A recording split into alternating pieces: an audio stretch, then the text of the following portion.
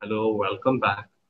Pag-uusapan natin ngayon ang unang rule sa paggagawa ng isang valid na categorical syllogism. Sa unang video na ating in-upload, nag-usapan natin ang definition ng categorical syllogism. At sinabi natin, ang categorical syllogism ay isang argument consisting of three categorical propositions, the major premise, the minor premise, and the conclusion. It is also consists of three terms: the major term, which is the predicate of the conclusion and is found in the major premise; the minor term, which is the subject of the conclusion and is found in the minor premise; and the middle term, which is found in two premises but not in the conclusion, each appearing twice. Medyo madali pagka yun ang pagbabasehan natin, pero hindi sa lahat ng pagkakataon na meron tayong categorical syllogism ay masasabi kaagad nating valid ang argument na yun. Kaya meron tayong 7 hakbang o 7 rules na kailangan sundin para masiguro na ang ginagawa nating categorical syllogism ay tama. Okay. Ang sinasabi rito, there must only be 3 univocal terms, each appearing twice in a syllogism. Ang bagong concept na meron dito sa rule na number 1 ay yung univocal terms. Ano bang ibig sabihin ng univocal terms? Pagka sinabi natin univocal terms, ito ay yung mga terms na merong iisang kahulugan, madalas magkatunog, at madalas pareho ng kanilang spelling o baybay. Kailangan yung terms, yung major term, yung minor term, at yung conclusion ay isa ang kanilang kahulugan sa 2 beses na pagkakagamit nila sa isang syllogism. Kaya tignan natin ang halimbawa. All professionals are graduates. All doctors are professionals. Ergo, all doctors are graduates. Ating makikita na ang major term ay yung graduates. O, bakit graduates? Sapagkat siya yung predicate ng conclusion at mahanap din siya sa major premise. Ayan. Ngayon, nasaan naman ang minor term? Sabi natin sa naunang video, ang minor term ay laging subject ng conclusion.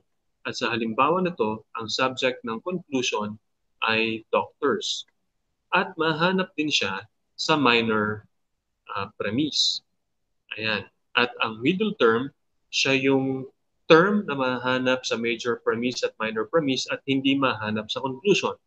Kaya dito sa halimbawang ito, yung professionals ang masasabi nating middle term. Ngayon, sinasabi rito sa batas na ito, kailangan ang terms na ito ay univocal. Yung graduates dito at yung graduates dito dapat univocal. Paano natin malalaman kung univocal sila? Di ba sinabi natin na ang univocal terms are terms that mean the same, na iisa ang kahulugan sa isang konteksto. Ngayon dito sa konteksto na ito, ang graduates na tinutukoy natin ay yung mga professional. Yung doctors, professional sila, di ba? Graduate kaya sila? Oo. Kaya iisa ang kanilang pakahulugan sa kontekstong ito ng argumento. Okay. Kaya itong syllogism na binigay natin ay valid as far as the first general rule is concerned. Ngayon, tignan natin ang isa pang halimbawa. Ayan. Babasahin natin.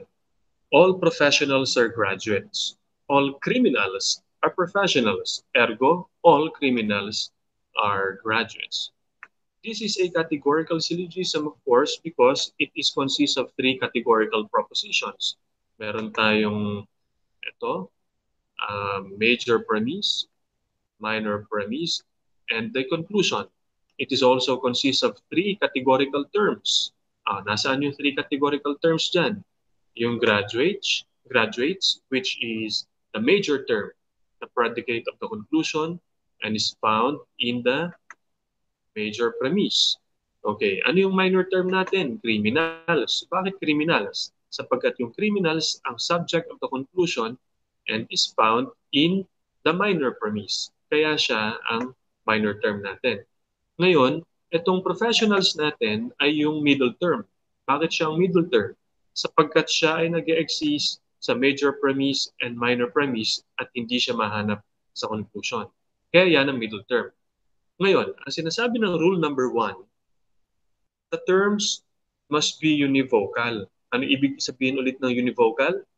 Sa isang konteksto o sa konteksto ng isang argumento, kailangan pareho ang kanilang kahulugan sa dalawang beses na kanilang pagkakagamit. Graduates dito, yung major term, graduates dito, pareho ba? Pareho. Yung criminal dito, pareho ba? Yes. Pero meron tayong problema sa professionals dito at sa professionals dito. Bakit? Sa konteksto ng argumentong ito, magkaiba ang pakahulugan ng middle term na professionals. Sapagkat sa major premise, yung professionals na tinutukoy ay yung mga graduate. Okay. Samantala, dito yung professionals na tinutukoy ay yung mga magagaling na kriminal. Kaya bagamat pareho sila ng spelling, pareho sila ng sound, magkaiba ang kanilang kahulugan.